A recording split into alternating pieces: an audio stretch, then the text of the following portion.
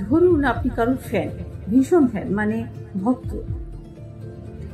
আর আপনি তার জন্য সব কিছু করতে পারেন, কিন্তু এটা করবেন না। অন্ধভক্ত কখনোই ভালো হয় না।